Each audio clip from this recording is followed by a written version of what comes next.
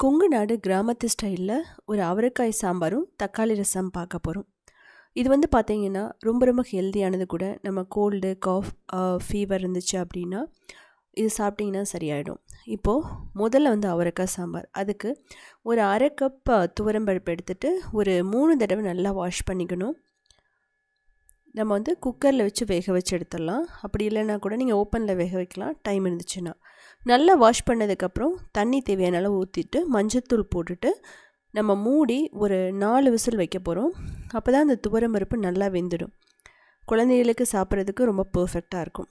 இப்போ ஸ்டீம் எல்லாம் போயிடுச்சு பாருங்கள், உங்களுக்கு தெரியும் எந்த அளவுக்கு வெந்திருக்குன்னு சொல்லிட்டு.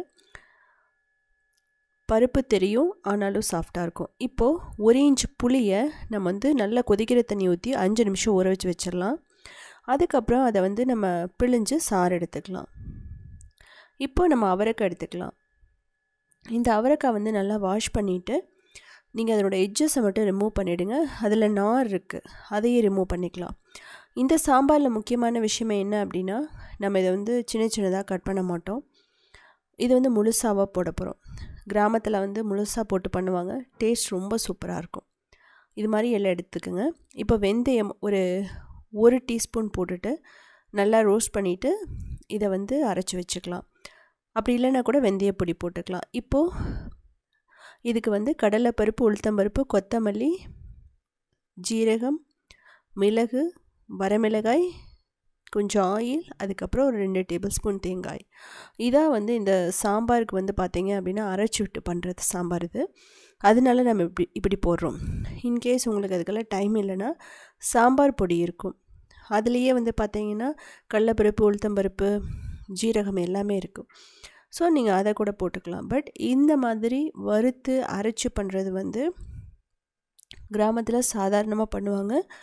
ஸோ அதில் மிளகு, ஜீரகம்லாம் வந்து ஃப்ரெஷ்ஷாக அரைச்சி பண்ணும்போது டேஸ்ட் இன்னும் கொஞ்சம் தூக்கலாக இருக்கும். இந்த சாம்பார் வந்து கிட்டத்தட்ட 2 நாளுக்கு மேலே இருக்கும், கெட்டு போகாது. ஸோ இப்போ மிக்சியில் போட்டுட்டு இது வந்து தண்ணி ஊற்றி அரைச்சிக்கலாம். இந்த மாதிரி அரைச்சிக்குங்க.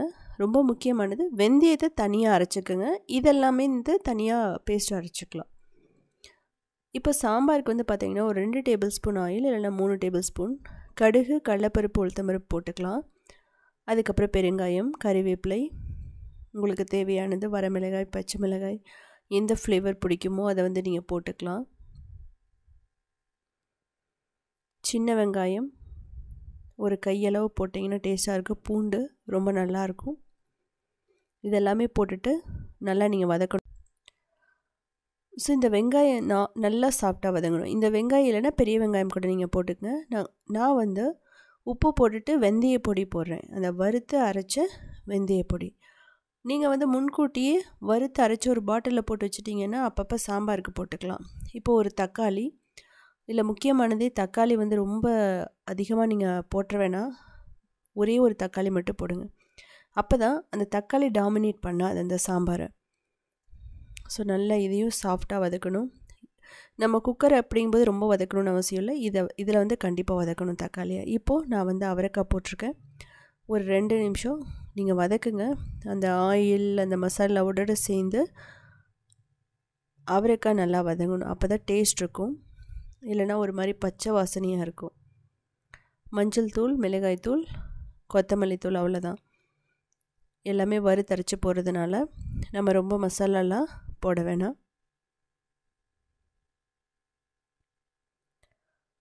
இதையும் போட்டு நல்லா வதக்கினதுக்கப்புறமா தேவையான அளவு தண்ணி ஊற்றுறோம். இதை மூடிட்டு நம்ம என்ன பண்ணலாம் அப்படின்னா ஒரு கொதி வரட்டும்.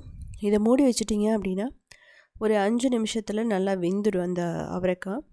ரொம்ப சாஃப்டான அவரைக்காய் வாங்கும்போது உங்களுக்கு சீக்கிரமாக வெந்துடும். ஸோ ஓப்பன் பண்ணி பார்க்கலாம், நீங்கள் பார்த்தாவே தெரியும். இப்போது அரைச்சி வச்ச அந்த பேஸ்ட் அதை போட்டுக்கலாம். அதை போட்டுட்டு நம்ம தேவையான அளவு தண்ணி ஊற்றணும், புளி ஊற்றணும். இது பச்சை வாசனை போக வரைக்கும் நம்ம திரும்ப வந்து கொதிக்க வைக்கணும். சீக்கிரமாகவே கொதிச்சுட்டு ஒரு 3 நிமிஷத்தில் பச்சை வாசனை போயிடும். இதுக்கப்புறம் தான் நீங்கள் பருப்பை போடணும். முன்னாடியே போட்டிங்கன்னா ரொம்ப குழஞ்சி அது ஒரு மாதிரி இருக்கும், அது நல்லா தான் இருக்கும். ஆனால் என்ன அப்படின்னா நீங்கள் புளியெல்லாம் ஊற்றுனதுக்கப்புறம் போடும்போது கொஞ்சம் நல்லாயிருக்கும் டேஸ்ட்டு. அதுக்கப்புறம் நான் நல்லா ஹாட் வாட்டர் ஊற்றிருக்கேன். நார்மல் தண்ணி ஊற்றுனீங்கன்னா கெட்டு போயிடும். அதனால் திரும்ப தேவையான அளவு கொதிக்கிற தண்ணி தான் ஊற்றி இதை மிக்ஸ் பண்ணிவிட்டு திரும்ப நான் கொதிக்க விடுறேன். சாம்பாரெல்லாம் சேர்ந்து பருப்பு காயெல்லாம் சேர்ந்து நல்லா வேகணும். உங்களுக்கு பார்த்தீங்கன்னாவே தெரியும் நல்லா கொதிச்சிட்ருக்கு. ஃபைனலாக கொத்தமல்லி தலை போட்டுக்கலாம். இதில் வெல்லம் போட மாட்டேன்.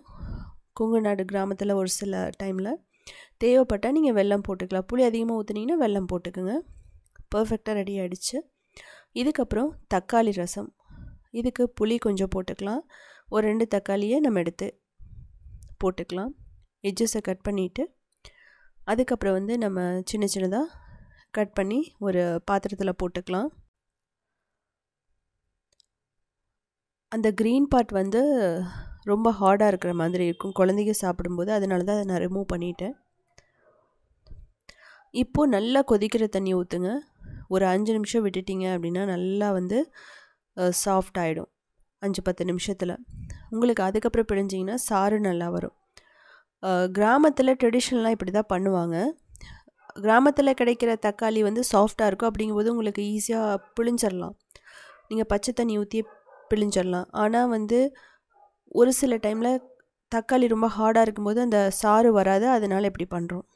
இப்போது 2 டேபிள் ஸ்பூன் எண்ணெய், கடுகு, ஜீரகம், வரமிளகாய் போட்டுக்கலாம், பச்சை மிளகாய் போட்டுக்கலாம், பூண்டு, அதுக்கப்புறம் கறிவேப்பிலை, பெருங்காயம் இதெல்லாம் போட்டுட்டு நம்ம கரைச்சி வச்ச புளி தக்காளி தண்ணியை ஊற்ற போகிறோம். இதுக்கு பார்த்தீங்க அப்படின்னா ரசப்பொடி நீங்கள் அரைச்சி ஏற்கனவே வச்சுருந்தீங்கன்னா ஓகே. இல்லைனா ரசப்பொடி இன்ஸ்டண்ட்டாக கூட நீங்கள் போட்டுக்கலாம். இப்போது அந்த தக்காளி சாறை ஊற்றுறோம். உப்பு தேவையான அளவு போட்டுட்டு இதுக்கப்புறம் மஞ்சத்தூளும் நான் சொன்ன ரசப்பொடி, அவ்வளோதான். ரசப்பொடியில் நான் ஏற்கனவே அரைச்சி வச்சுருக்கேன். என்னென்ன போட்டிருக்கேன்னா ஜீரகம், கொத்தமல்லி, மிளகு, கறிவேப்பிலை, அதுக்கப்புறம் பெருங்காயம் போட்டிருக்கேன், மஞ்சள் தூளும் போட்டிருக்கேன். ஸோ நீங்கள் இன்ஸ்டண்ட்டாக அரைக்கணுன்னா கொத்தமல்லி, அதுக்கப்புறம் ஜீரகம், மிளகு இது 3 போட்டு அரைச்சா போதும். கடைசியில் கொத்தமல்லி தலை தூவி ஆஃப் பண்ணிடலாம். ரைஸ் மில்லட்டுக்கு ரொம்ப ரொம்ப சூப்பராக இருக்கும். ஸோ பார்த்துட்டு கமெண்ட் பண்ணுங்கள் எப்படி இருந்துச்சுன்னு சொல்லிவிட்டு.